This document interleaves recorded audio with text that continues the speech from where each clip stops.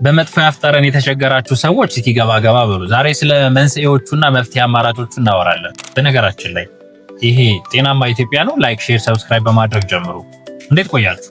እኔ ዶክተር እንዳጠረኝ የጥርስ ሐኪሙ ዛሬ 4 መጥፎ ያፍ ጠረን ሊያመጡ የሚችሉ ለመጥፎ ያፍ ጠረን መነሻ ምክንያታቸው ከአፍ ውስጥ ብቻ የሆኑ 4 ምክንያቶችን ነግራችኋለሁ።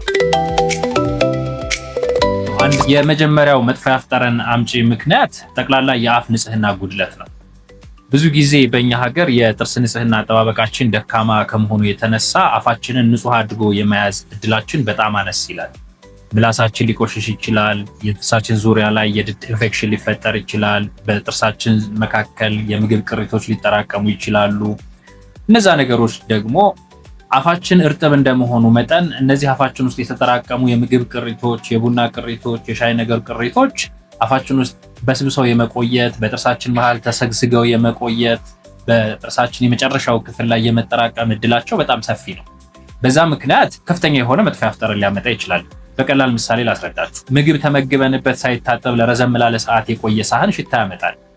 እርጥብ ሆኖ ሳይታጠብ ጥቃቅን የምግብ ቅሪቶች፣ ጥቃቅን የሆኑ ነገሮች የተጠራቀሙበት ወይም ደግሞ የቆሸሸ ብርጭቆ፣ የቆሸሸ ሳህን፣ የቆሸሸ የምግብ ዕቃ ረዘም ላለ ሰዓት ረጥቦ ቢቆይ የምግቡ ቅሪት ወይም ደግሞ ላው ላይ የተጠራቀመው ቆሻሻ ስለሚበሰብስ ባክቴሪያ፣ ጀርሞች ስለሚይዝ በቀላሉ ሊሸት ይችላል። ልክ እንደዛ ሁሉ አፋችን ውስጥም የሚጠራቀሙ ጥቃቅን የምግብ ቅሪቶችም ይሆኑ ጥቃቅን የሆኑ አፋችን ውስጥ የገቡ ነገሮች በጥርሳችንና በጥርሳችን መካከል ተቀምጠው ሊበሰብሱ ይችላሉ። በምላሳችን ሌላኛው ሰርፌስ ላይ ነጭ ሆነው ሊቆዩ ይችላሉ። እነዚህ ደግሞ የተለያየ ኬሚካል ሪያክሽን በመፍጠር አሲዳማነት በማመንጨት መጥፎ ያፍ ጠረን እንዲከሰት ሊያደርጉ ይችላሉ። ስለዚህ አንድ ሰው መጥፎ ያፍ ጠረን እንዳይከሰትበት እነዚህ የአፋችን አካባቢ ላይ ያሉ የድዳችን ክፍል፣ በጥርሳችንና በጥርሳችን መካከል ያለው ክፍል፣ የምላሳችን እስከ መጨረሻው ክፍል ያለው ጥግ ላይ ያሉ ጥርሶቻችን በውስጥም በውጭም ማኘኪያው ክፍል ጭምር ንጹህ መሆኑን ማረጋገጥ ያስፈልጋል። ሁለተኛው መጥፎ ያፍ ጠረን የሚያመጣው ነገር የተቦረቦረ ጥርስ ካለን ነው። ለምሳሌ የህፃናት ላይ ሊሆን ይችላል፣ አዋቂዎች ላይ ሊሆን ይችላል። የትኛውም ቦታ ላይ የተቦረቦረ ጥርስ ካለ ለምግብ መጠራቀሚያ እንደዚሁም ለባክቴሪያ መራቢያነት በጣም በከፍተኛ ሁኔታ ተጋላጭ።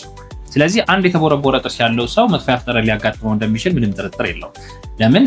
እዛ አንደኛ የተቦረቦረ ጥርስ ውስጥ ምግብ ይጠራቀማል። ምግብ የተጠራቀመው ቦታ ላይ ደግሞ ባክቴሪያዎች ይጠራቀማሉ። ባክቴሪያ ተጠራቀም ደግሞ ብዙ አሲድ የማመንጨት እድላቸው ይጨምራል። ብዙ አሲድ የማመንጨት እድል ካላቸው ደግሞ ያው እንደምታውቁት ባክቴሪያ በራሱ ወይም ደግሞ አሲድ በራሱ ሽታ ስለሚያመጣ ወይም ሽታ ስላለው እነዚህ ባክቴሪያዎች የሚያመነጩት አሲዳማነት ደግሞ ከፍተኛ የሆነ ሽታ ያመጣል። ምክንያቱም ሲጀመርም ጥርሱ የተቦረቦረው በራሱ በባክቴሪያ አሲዳማነት ስለሆነ ወይም ደግሞ ባክቴሪያዎች ባመነጩት አሲድ ስለሆነ ማለት ነው። ስለዚህ አንድ ሰው እንደዚህ አይነት ነገሮች ከማጋጠሙ በፊት ይሄ መጥፎ ያፍ ጠረን እንዳይመጣ ለመከላከል አንደኛ ነገር፣ በነገራችን ላይ የተቦረቦረ ጥርስ በቀላሉ ለማጽዳት አስቸጋሪ ነው አይደል? ምግብ በቀላሉ ነው የሚጠራቀምበት። ስለዚህ ጥርሱ መቦርቦር ከመጀመሩ በፊት መከላከል ወይም ደግሞ ከተቦረቦረ በኋላ ከሆነ ደግሞ ኖቲስ የተደረገው ወይም የተገኘው ያቺ የተቦረቦረችው ህመም ከማምጣቷ በፊትና እንደዚህ አይነት የምግብ ጥርቅም ከመፍጠሯ በፊት እዛች ቦታ ላይ ቶሎ በሕክምና ባለሙያ እንድትሞላ ማድረግ። ስለዚህ ያቺ የተቦረቦረችው ጥርስ በምትሞላበት ጊዜ ላይ የምግብ ጥርቅም የመያዝ እድሉ ይቀንሳል። አንድ የባክቴሪያ መራቢያነቱ ይቀንሳል። ሁለት የጥርሱ እየተቦረቦረ ከፍተኛ ስፋት ያለው ከፍተኛ የምግብ መጠራቀሚያ ከፍተኛ የበሰበሰ የምግብ ቅሪት የመያዝ እድሉ እንዲቀንስ ስለሚያደርገው መጥፎ ያፍ ጠረን የመምጣት እድሉን በዛው ልክ ይቀንሳል። ስለዚህ ጥርሱ ሁለት ጥቅሞች አሉት። አንደኛ ጥርሳችንን እንዳይጎዳ ወይም ከዛ በላይ እየተጎዳ እንዳይመጣና ጥርሳችን እየተቦረቦረ ሄዶ እስከ መነቀል ደረጃ በጣም ከፍተኛ የሆነ ህመም እንዳያመጣ ማድረግ እንችላለን። ሁለተኛው ነገራችን ደግሞ መጥፎ ያፍ ጠረኑን መከላከል እንችላለን። በነገራችን ላይ የተቦረቦረ ጥርስ መጥፎ ያፍ ጠረን ማምጣት ብቻ ሳይሆን ከጎን ያሉ ጥርሶችም እንዲቦረቦሩ እድል ስለሚያመቻች እሱን ነገር ለመከላከል በጣም ከፍተኛ የሆነ ጠቀሜታ አለው። ሶስተኛው የአፍ ድርቀት ነው። የአፍ ድርቀት ከፍተኛ የሆነ መጥፎ ያፍ ጠረን የማምጣት እድል አለው። ለዚህም እንደ ዋነኛ ምክንያቱ አንደኛ አፋችን ደረቅ ሆነ ወይም ደግሞ አፋችን ደረቀ ብለን በምናስብበት ጊዜ ላይ ሙሉ ለሙሉ ክው ብሎ ደርቆ ሳይሆን የመጠውለግ አይነት ስሜት ነው የሚኖረው። ትንሽ ፈሳሽ ነገር ይኖረዋል፣ ነገር ግን የማጣበቅ አይነት ስሜት ይኖረዋል። ያ ማለት ግን ይሄ ከምራቅ እጢዎቻችን ውስጥ የሚመነጨው የምራቅ ፍሎ በጣም ይወፍራል ወይም ደግሞ የኬሚካል ይዘቱ በጣም ከፍ ይላል። ያው ኖርማሊ አንድ ጤናማ ሰው ጥሩ የሆነ የምራቅ ፍሎ አለው ብለን ስንናገር 90% የሚሆነው ውሃ ይሆንና 10% የሚሆነው ኬሚካል፣ ፕሮቲን፣ ካልሲየም ፎስፌት አይነት ነገሮች ናቸው የሚኖሩት። ነገር ግን አንድ ሰው ምራቁ በወፈረ ቁጥር ወይም የአፍ ድርቀት ባጋጠመው ሰዓት ላይ የሚፈጠረው የምራቅ ፍሎ በሚቀንስበት ጊዜ ላይ የውሃ መጠኑ ወይም ደግሞ የምራቅ እጢ ውስጥ ያለው የውሃ መጠን ይቀንስና የኬሚካል መጠኑ ይጨምራል። ያ ደግሞ ምን እንዲሆን ያደርጋል? አፋችን ውስጥ ያለው ነጫጭ የሆነ ይሄ ዴንታል ፕላክ የምንለው ወይም ደግሞ ልማም የምንለው ሊጥ መሰል ነገሩ ምላሳችንና ጥርሳችን ላይ ጠዋት ላይ ተጋግሮ የምናገኘው ነገር በብዛት አፋችን ውስጥ እንዲጠራቀም የማድረግ እድሉ ይጨምራል። ያ ደግሞ ጥሩ የሆነ የባክቴሪያ መራቢያ ስለሚሆን ለመጥፎ የአፍ ጠረን እንዳረጋለን ማለት ነው። ይሄን ለመከላከል አትክልትና ፍራፍሬዎችን አዘውትሮ መጠቀም በጣም ጠቃሚ ነገር ነው።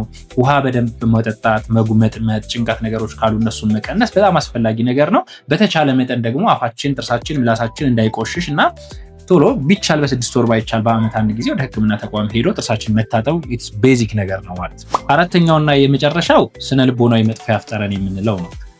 ይሄ ስነ ልቦናዊ መጥፎ የአፍ ጠረን የምንለው በትክክል የጥርስ ንጽህና አጠባበቃችን በጣም ከፍተኛ በሆነበት፣ እያንዳንዷ ጥርሳችን ንጹህ በሆነችበት፣ የተቦረቦረ ጥርስ በሌለበት ሰዓት ላይ የምላስ መቆሸሽ፣ የጥርስ መቆሸሽ፣ የጥርስ መቦርቦር፣ የአፍ ድርቀት እነዚህ ነገሮች በሌሉበት ሰዓት ላይ የሚፈጠር መጥፎ የአፍ ጠረን ነው። ትክክለኛ የሆነ መነሻ ምክንያት አፋችን ውስጥ የለም። ነገር ግን አንድም ወይ በታክሲ ስንሄድ ትራንስፖርቴሽን ላይ በየመንገዱ ከጓደኞቻችን ከቤተሰቦቻችን የሆነ ሰው መጥፎ የአፍ ጠረን ይኖረውና ያ መጥፎ የአፍ ጠረን በሆነ አጋጣሚ በጣም በከፍተኛ ሁኔታ ይሸተናል፣ ወይም ደግሞ የተለያየ ምክንያት ሊኖረን ይችላል። ከዛን ጊዜ በኋላ አፋችንን ኖቲስ ማድረግ እንጀምራለን። እኔማ እንደዚህ አይነት መጥፎ የአፍ ጠረን አለኝ እንዴ? ልክ እንደ ከሌ ነኝ እንዴ? አይነት ጭንቀት ውስጥ እንገባለን። ስለዚህ ጥርሳችንን አጽድተን ምላሳችንን አጽድተን አንረካም። በዛን ጊዜ ላይ ምንድነው የሚፈጠረው? አንደኛ ብሩሻችንን ማሽተት እንጀምራለን። ሁለተኛ በስቲኪኒ ጎርጉረን ማሽተት እንጀምራለን። ብዙ ነገሮችን ሰርች ማድረግ እንጀምራለን። ያኔ አፋችን እንደሚሸት ፐርሲቭ እናደርጋለን ወይም ደግሞ እንቀበለዋለን። በዛን ጊዜ ላይ ምንድነው የሚያጋጥመን?